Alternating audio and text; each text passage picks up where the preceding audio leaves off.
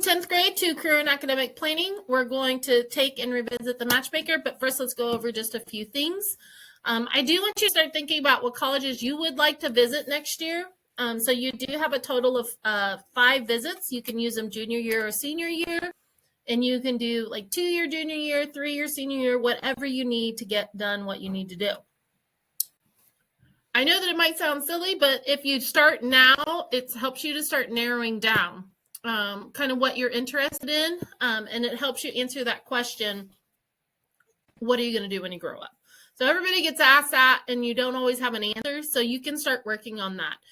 So I know you can set up job shadows, so if there's anything that you're interested in, maybe you're interested in orthopedic surgeon. We have a fantastic orthopedic surgeon that would love to have you come on campus to Salina Regional and chat what he does. But you can also watch a YouTube video. I know it sounds silly, but day in the life of an orthopedic surgeon. You can watch those videos and see if that's something that you would be interested in. Maybe you think that's what you want to do, but then you see the surgery room and you're like, oh, Lord, that's not for me. So you want to make sure you're checking those things out before you invest in it with your college money. And of course, you can volunteer. So, for example, the orthopedic surgeon, you could volunteer in the orthopedic surgeon's office. You can work. You could get your CNA and work in the hospital and check it all out. There's lots of things that you can do to see what career you'd be most interested in. All right, so I just want to kind of remind you, too, that your GPA is important. You want to keep working towards working on that GPA and getting the best grades that you possibly can. We're about halfway through the first quarter. And the reason why is that it does help you earn money for college. And we're talking about thousands of dollars. We did take the pre-ACT last year. We were set to take the ACT your junior year. You can get into college with your GPA alone, 3.25 GPA or above. But what the ACT in the GPA, except for KU, they just do GPA, it will get you these freshman merit scholarships. So let's say that you're in this range here. You got about a 3.5. You're getting a 22, 21, 20 on your ACT. That's going to set you up for $1,500 freshman merit. So if you were to go to Fort Hays, right now Fort Hays is $15,700. That's room and board, tuition and books. So remember, you have all those costs associated. So for 1 year at Fort Hays, if you took out the FAFSA loan, which is a federal loan, that means you pay it back after you're done with your schooling, and you got your freshman merit scholarship on there, you're looking at $8,700 out of pocket. So I have been talking to you about setting up a savings account, starting your freshman year, working with your parents. What are we going to do for college? How do I pay for it? Make sure that you're still working on that. There's lots of ways that you can go. So you can look at this one here. They had a freshman merit of $27,500. Other scholarships were $2,000, and then they did take the loan as well. These scholarships are just local scholarships that they got by filling out an application. They're down to $6,450. So there are ways to help pay for your schooling, and it's all based on that GPA, volunteering, getting out there, getting the experience, work experience, everything that you can do to help you with that resume. Here's K-State, just so you can kind of look at it. K-State currently is $26,400. You can see their tuition, the books, and the room and board are a lot higher. So you're looking at $26,000 for them.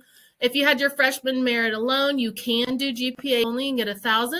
But if you got the Limestone Award, it's $1,500. You had less than a 21 ACT, you could get $1,500. But if you get a 22 or above on your ACT, you're looking at $2,500, $4,000, $5,500. So imagine if you're at $5,500, you're looking at almost a little over $20,000. So, but if I only had the $1,500, I'm at $24,900. There's other ways to do it. So FAFSA grant is money you don't have to pay back. It's based on your parents' income. $5,500 alone, you do have to pay back. You got the best ACT score in GPA, so you get $5,500. You've got your total down to $8,000 already. So it is doable, and that's why I'm telling you, you want to make sure you're putting in every effort to help yourself out, to get those amazing grades, great ACT score, and that your resume is full of awesome stuff that you're doing. So when you fill out scholarships, you have something to show them. So I do encourage savings. I hope that you will save some money so that you have some money left at the end of paying for your school, so you can have some fun things like a Starbucks every once in a while.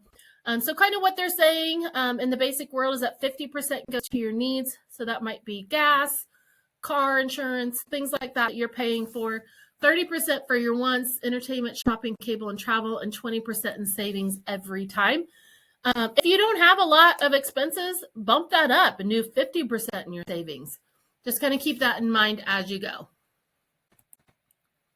So we are going to update the Matchmaker today. So hopefully you'll take all that into account. And then let's go ahead and kind of look at some careers that you'd be interested in. Go ahead and log into Xello, and then you go to the career matches, and it's in the About Me. And you click on those three little dots, review my answers. If you are new, you will need to take the whole thing. But you can actually just look at your answers and you could see if they change. So maybe you started working with children and you're like, oh my gosh, or you have a sibling that's driving you crazy. You're like, maybe I'm not cut out for kids and you want to change that. So make sure that you go ahead and look through all of those. If there's a word that you don't know, Google it or ask your teacher. When you're all done, you'll get some career matches. Go ahead and start exploring those matches. If there's any that you like, make sure you click on the heart and save them for later. Choose your top career. Kind of keep one in mind that are two that you're very, very interested in. Don't worry, it can definitely change. And that's all for today. Thanks, guys. Have a great one.